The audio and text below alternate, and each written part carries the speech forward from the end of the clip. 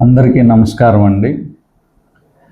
నేడు కాంపిటేటివ్ యుగంలో విద్యార్థులకు చదువుతో పాటు అనేక రకాలైనటువంటి ఆటలను కూడా నేర్పించాల్సినటువంటి అవసరము, ఆవశ్యకత ఉంది. ముఖ్యంగా ఫజిల్స్, చదరంగము, సుడోకో లాంటివి పిల్లలకి నేర్పించాలి.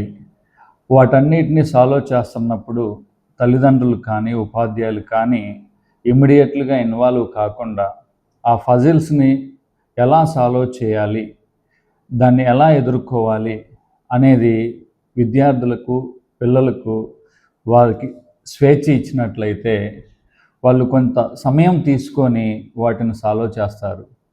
దీనివల్ల విద్యార్థులు ఏం నేర్చుకుంటారంటే జీవితంలో ఎదురయ్యేటటువంటి సమస్యల్ని ఎలా ఎదుర్కోవాలి, వాటికి పరిష్కారాలు ఎలా కనుగొనాలి అనేటటువంటి అవగాహన విద్యార్థుల్లో వస్తుంది.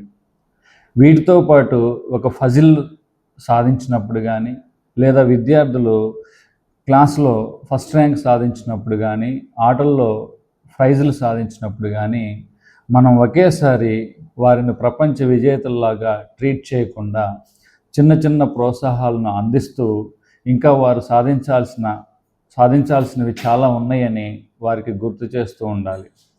కాబట్టి విద్యార్థులు ఏదైనా విషయంలో ఫెయిల్ అయినా లేదా సక్సెస్ అయినా, ఫెయిల్ అయినప్పుడు పూర్తిగా నిరుత్సాహపరచకుండా, సక్సెస్ అయినప్పుడు కావాల్సిన దానికంటే ఎక్కువగా ప్రోత్సహించకుండా, రెండింటిని ఇటు విజయాన్ని, ఫెయిల్యూర్ని సమపాలలో తీసుకొని జీవితంలో ఎదురయ్యేటటువంటి సమస్యలకు వాళ్ళు ఎలా పరిష్కారాలు చేసుకోవాలనేటటువంటి అవగాహనని విద్యార్థులకు అందించాల్సినటువంటి బాధ్యత ఇటు తల్లిదండ్రులకు, అటు ఉపాధ్యాయులకు పూర్తిగా ఉంది.